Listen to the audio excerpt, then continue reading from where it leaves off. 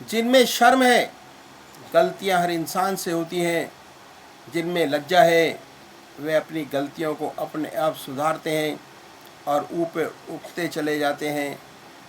शर्म में सुधार है, लज्जा में सुधार है, और जो निर्लज हो जाता है उसमें कभी सुधार नहीं हो सकता।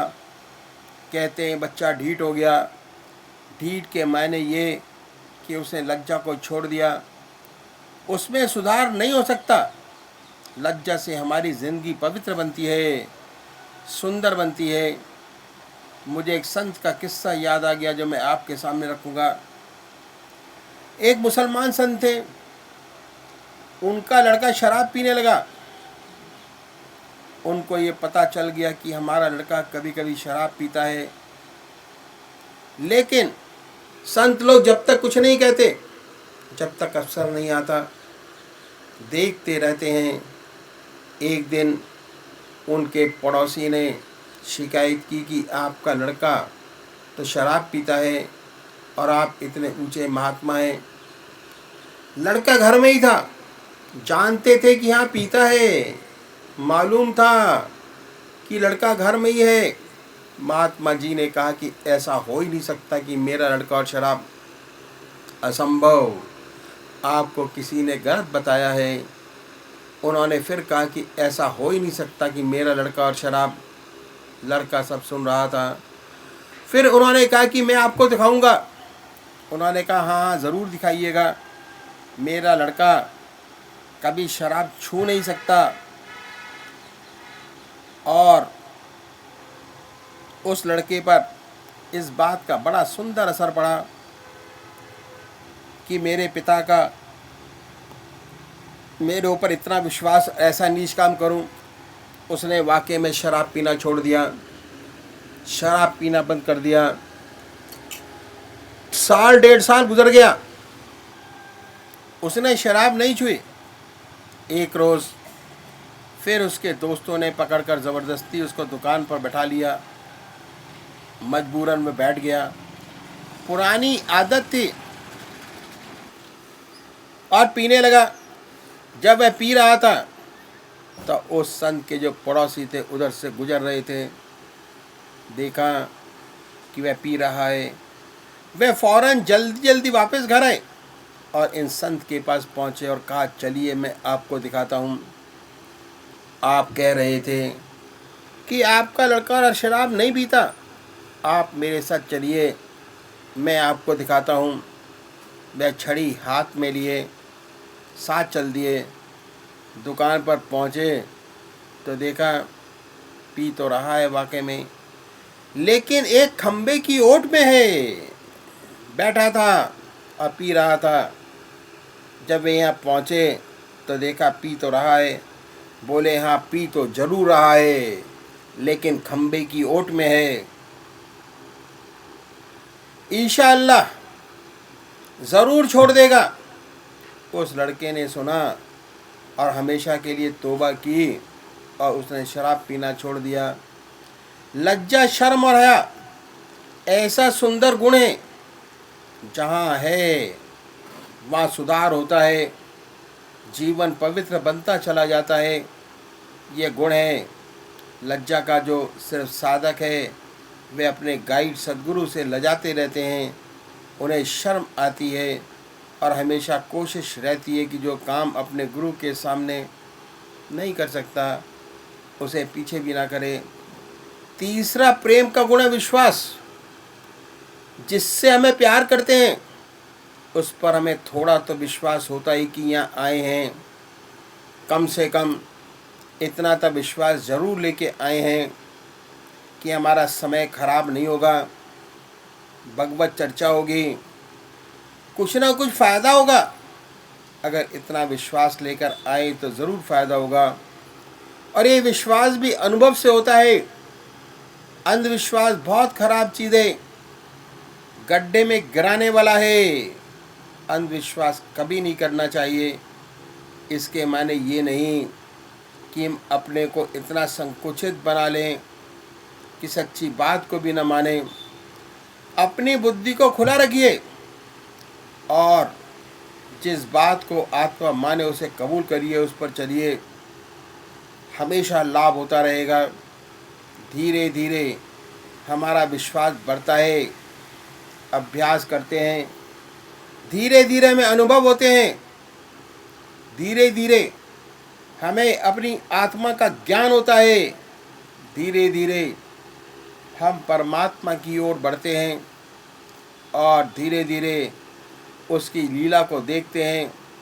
एक दिन ऐसा आता है कि हमें उस पर पूर्ण विश्वास हो जाता है और हम अपने आप को, उस परम पिता परमात्मा को पूरी तरह निछावर कर देते हैं, छोड़ देते हैं।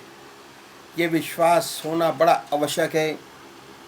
पहले तो हमें अपने तरीक़त पे विश्वास होना चाहिए कि जो तरीक़ा हमने परमात्मा की प्राप्ति का अपनाया है वह ठीक है और सच्चा है।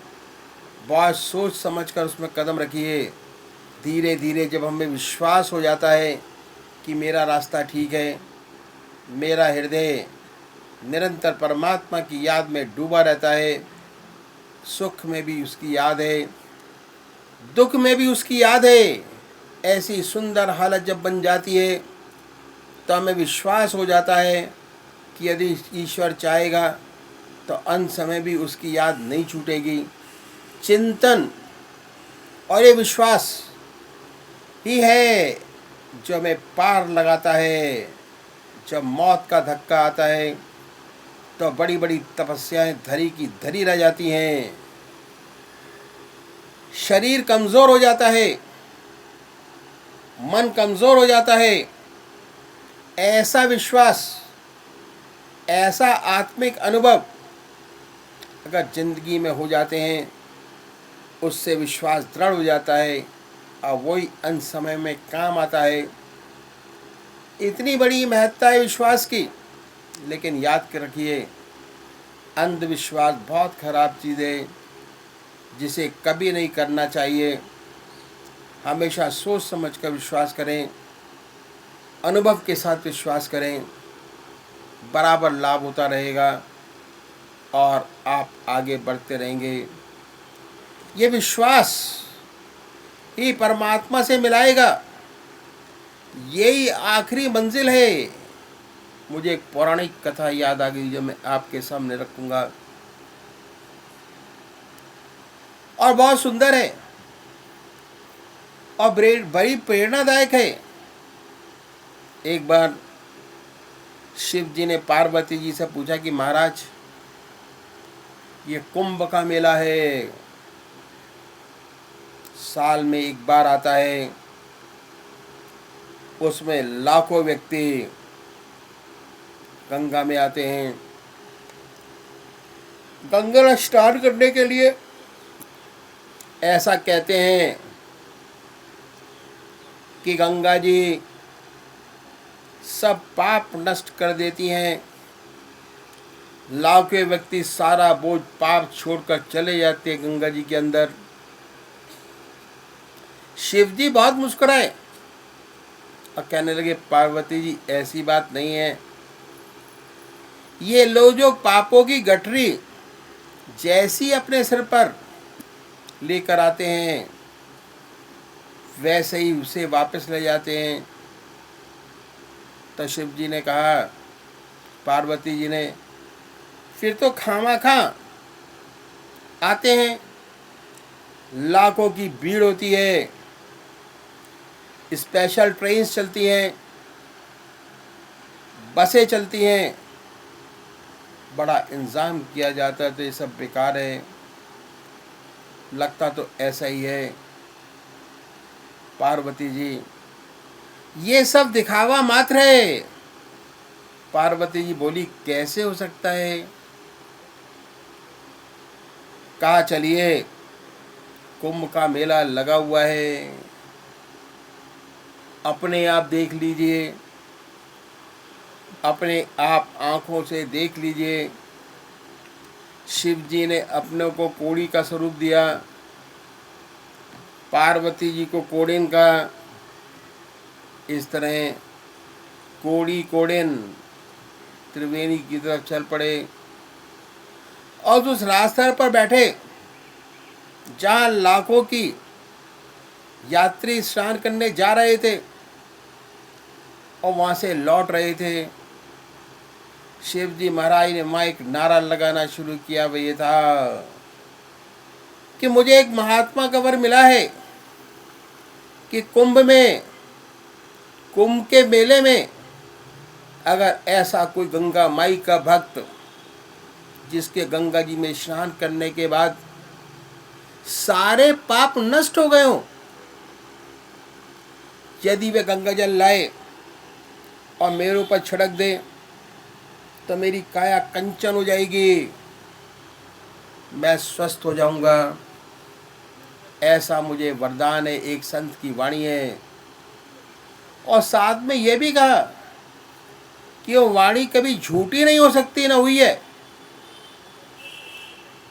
आप लोग स्नान करने जा रहे हैं, यदि ऐसा कोई व्यक्ति जिसके त्रिवेणी में स्नान करने के बाद सारे पाप नष्ट हो गए हों, जल ले आए और मेरे छींटा लगा दे, सुबह से शाम हो गई, एक भी गंगा माई का भक्त ऐसा ना निकला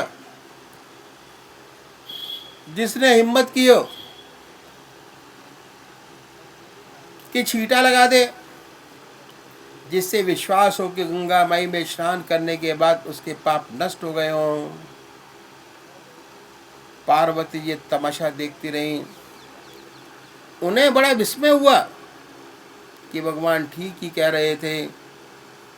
सायंकाल जब सूरज छिपने लगा, एक किसान आया, उसने गंगा जी में स्नान किया। पाप नाशनी माँ हर हर गंगे का उच्चारण कर पवित्र हो बाहर निकला। कुछ लोगों को वहाँ खड़े देखा। शिव जी की घोषणा उसने भी सुनी कि अगर कोई ऐसा व्यक्ति जो छींटा लगा दे तो मेरे पाप नष्ट हो जाएंगे, मेरा शरीर स्वस्थ हो जाएगा। तो कहने लगा कि त्रिवेणी में स्नान करने के बाद पाप तो रहते ही नहीं, इसमें तो कोई शुभ ही नहीं। तेरा शब्द झूठा हो सकता है लेकिन त्रिवेणी झूठी नहीं हो सकती। मैं अभी जल लाता हूँ, छींटा लगाता हूँ। वह दोबारा गया इसी विश्वास के साथ कि पाप तो रहता ही नहीं, था भी नहीं। उसका जीवन इतना पवित्र था, इतना सरल था। जल लाया, छींटा लगाया, छींटा लगाते ही पार्वती शिव जी प्रकट हो गए। तो कहा देखो करोड़ों का मेला है, यही एक ऐसा बंदा है से पूर्ण विश्वास है कि गंगा जी में स्नान करने के बाद पाप तो रहता ही नहीं। विश्वास आखिरी मंजिल है। वह विश्वास जो अनुभव से हासिल हुआ, जिसने अपने जीवन को बदल दिया, आपके जीवन में पवित्रता ला दी, आपके जीवन को पवित्र बना दिया। ऐसा विश्वास अंत में काम आता है, पार लगाता है। प्रेम का चौथा गुण है संतोष। इस सेवक के गुरुदेव कहा करते थे कि संसार बना है सार और असार की मिलानी से। इसमें सार भी वस्तु है, असार भी वस्तु है। इसमें सार भी वस्तु है और असार भी वस्तु है। दोनों से मिलकर ये संसार बना है। इसी संसार में परमात्मा ने जहाँ आपको जन्म दिया, जिन परिस्थितियों में रखा, उन परिस्थितियों में संतुष्ट रहते हुए उस परमात्मा के नाम को दिल और दांतों से पकड़ो। वह क्या करते थे, दिल और दांतों से, दिल से उस ईश्वर की याद करो, हृदय से प्रेम से इसको पकड़ो। सच्ची लगन से उसको पकड़ो। दांतों से क्या मतलब है? जब आदमी हताश हो जाता है, डूबता होता है, तब तिनके का सहारा ढूंढता है। अगर लड़ाई हो रही हो और बिल्कुल निराश हो चुका हो तो दांत से ही काटने की कोशिश करता है, दांत से पकड़ने की कोशिश करता है। ऐसे अपने आप को समझाते हुए कि उस परमात्मा के नाम को चाहे कुछ भी हो जाए, जीवन रहे ना रहे, दुनिया रहे ना रहे, उसके नाम को ना छोड़ो। ऐसे दिल और दांत से उस परमात्मा के नाम को पकड़ो। यही सार वस्तु है। इसी से सच्चा आदर्श जीवन मुक्त अवस्था प्राप्त होती है, जो मनुष्य का सबसे ऊंचा आदर्श है। संतोष का मतलब ये नहीं कि आप काम करना बंद कर दें और अपनी उन्नति की कोशिश ना करें, ये हरगिज़ नहीं। हम लोग तो गृहस्थी हैं, हमारा रास्ता तो ग्रस्त का रास्ता है। इसी दुनिया में रहते हैं, इसी संसार में रहते हुए, इसी संसार के सब काम करते हुए हृदय निरंतर परमात्मा की याद में डूबा रहे, परमात्मा की याद में बर्फ की तरह पिघलता रहे। संसार की सब काम सच्चाई के साथ,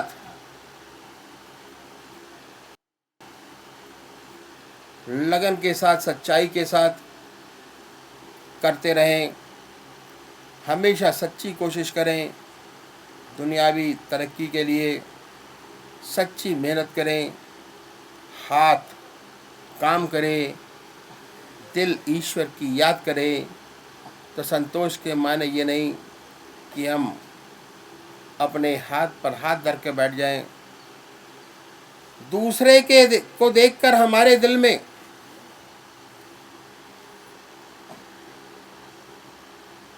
द्वेष पैदा ना हो, बल्कि दूसरे को देखकर हमारे अंदर उत्साह पैदा हो। हम अच्छी मेहनत करें, ऊंची तरक्की प्राप्त करें। द्वेष से हृदय अपवित्र होता है, उसमें परमात्मा नहीं रहता। यह प्रेम का चौथा गुण है, संतोष। परमात्मा ने जिस हाल में हमें रखा, हमें खुश होते रहते हुए उसके नाम को दिल और दांतों से पकड़ो। सुख में भी दुख में भी। सुख आता है, भगवान के अर्पण हो जाता है कि हे प्रभु, आपकी दया कृपा है, आपकी दया कृपा है, जैसा चाहें वैसे रखें। जिनका जीवन ईश्वर में है, उन्हें कभी ऐसी खुशी नहीं होती कि वे फूले ना समाएं। खुशी आई, भगवान की अर्पण हो गई। परम पिता परमात्मा आपकी देन है, जैसा चाहे वैसे रखें। दुख आया तो ऐसा भक्त परमात्मा के चरणों को और कस के पकड़ता है। वे जानता है कि इसका निवारण उसी के चरणों में है और कहीं नहीं है। वह परमात्मा की गहरी याद करता है।